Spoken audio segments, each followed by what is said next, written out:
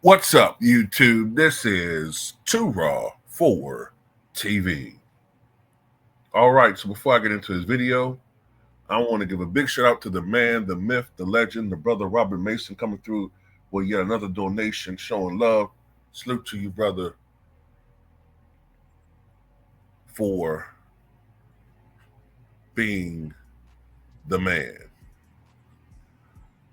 All right, so I want to talk about the great Gail Goodrich.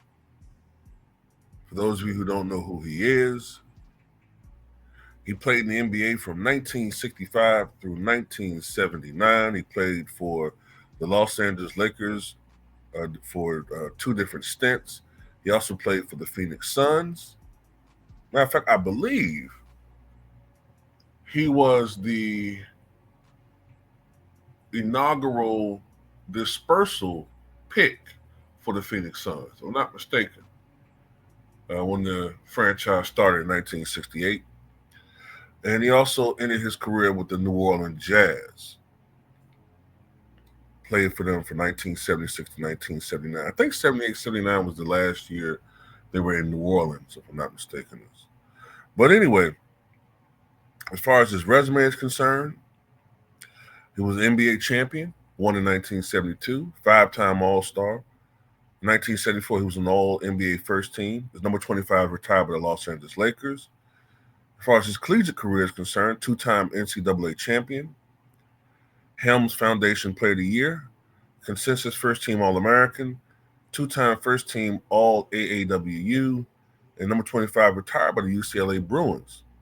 Before his NBA career, he scored over 19,000 points, corralled over 3,000 rebounds, and dished out nearly 5,000 assists. That translates to 18.6 points per game, 3.2 rebounds, and 4.7 assists per game. I believe that Gail Goodrich would be even better in today's NBA. And the reason why I believe he'll be even better is because he would be able to showcase more of his game, which he was, due to the NBA rules at the time, he wasn't able to expand upon many of his best assets for the time. Now, in the era that he played in, he was a great ball handler, so much so to the point where he sometimes played point guard instead of shooting guard. When he was playing with the Los Angeles Lakers, he was interchangeable at times, especially at the beginning of his career. He often played point guard. But it was on the offensive end where Gail Goodrich truly shined, even though he was only 6'1". And I say only because by NBA standards, that's not really big. Even though he was only 6'1", he had a variety of skills that made him an exceptional scorer. He was a great mid-range jump shooter. For the era that he played in, he had exceptional range, which went out to about 25 feet. In NBA, in the modern NBA, that's beyond the three-point line. And I can't help but think that if he was playing today, his range would have extended far beyond even that, probably 30, 35 feet, right? We know how these guys can shoot today. Gail Goodrich was an exceptional shooter. He also could score in a variety of ways, and that's what I think truly separates Gail Goodrich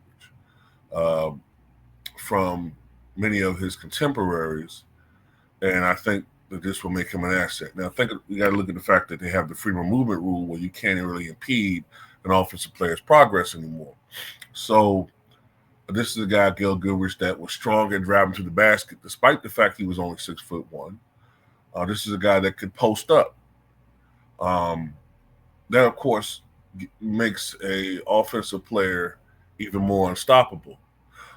Because not only for a guy Gail Goodrich, you have to worry about him scoring. Now, of course, players can't stay in the post as long as they used to.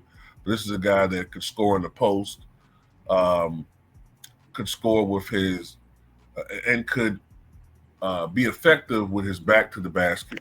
But then also with his passing ability, he becomes a multi-threat in the high post areas. You know what I'm saying? As far as having the rock, as well as the fact that he was a great ISO player. So you got all of these different skills from an offensive standpoint, and you put it in today's NBA where, you know what I'm saying, you can't really be physical because one of the things that holds him back, would have held him back, and one of the things that was a little bit of a detriment, as I said before, was that he was kind of small. But that's not really going to matter as much in today's NBA because he was also good at getting separation. He was quick. So I tend to think of a guy like Trae Young, but the only difference is between him and between Trae Young and Gail Goodrich is that I think Gail Goodrich would have a much higher basketball IQ and a much better shot selection than him. Because Trae shoots what?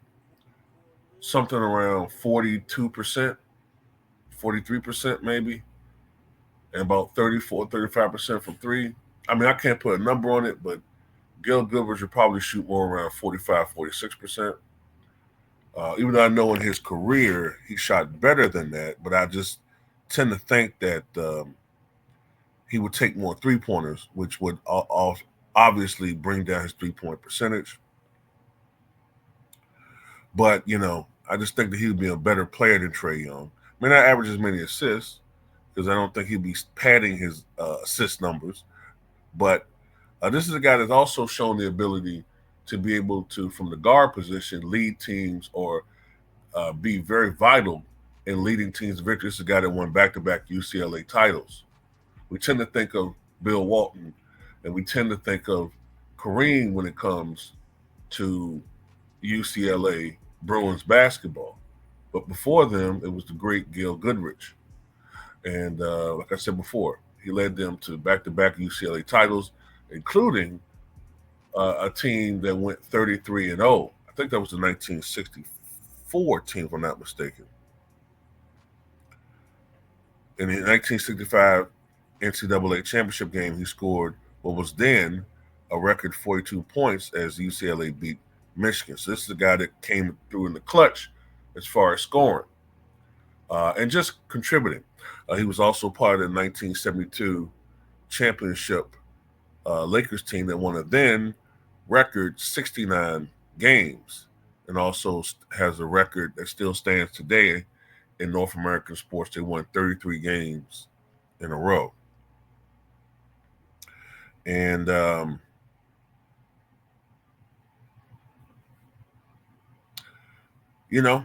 he was so good that the Lakers, who lost Gail Goodrich through the dispersal draft of 1968, made a trade to get him back because they knew how valuable he was. And he had made, Gail Goodrich didn't start off as a star in the NBA. He played behind, if I remember correctly, he played behind Archie Clark. And he didn't get that many minutes at first, but he proved his worth, especially when he went over to Phoenix. Let's see something here. So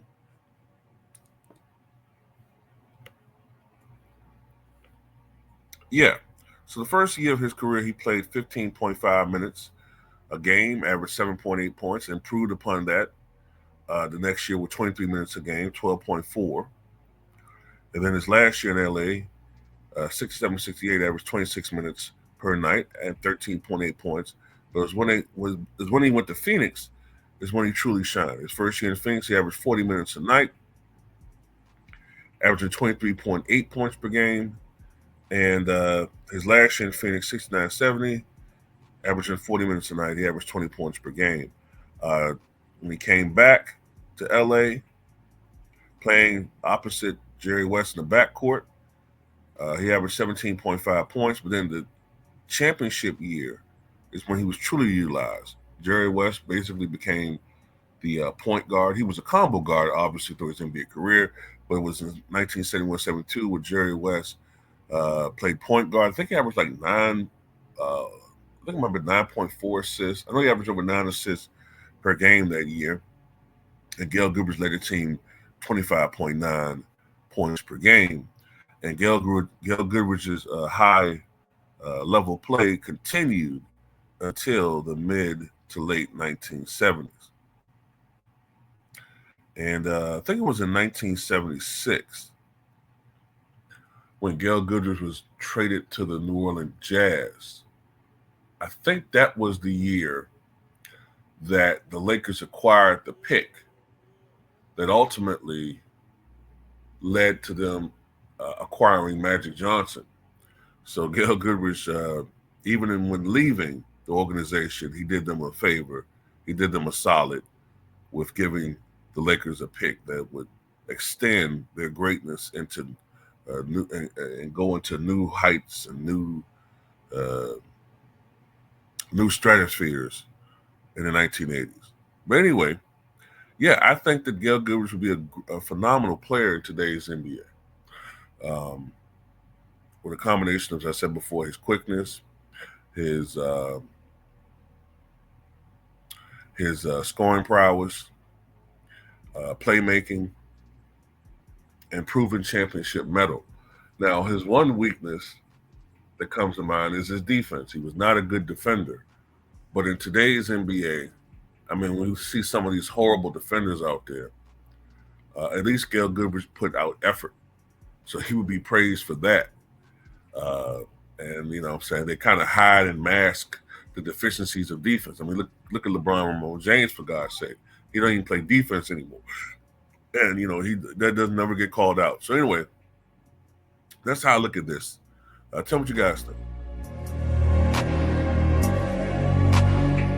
Oh, by the way, you guys in the collegiate and Naismith Basketball Hall of Fame.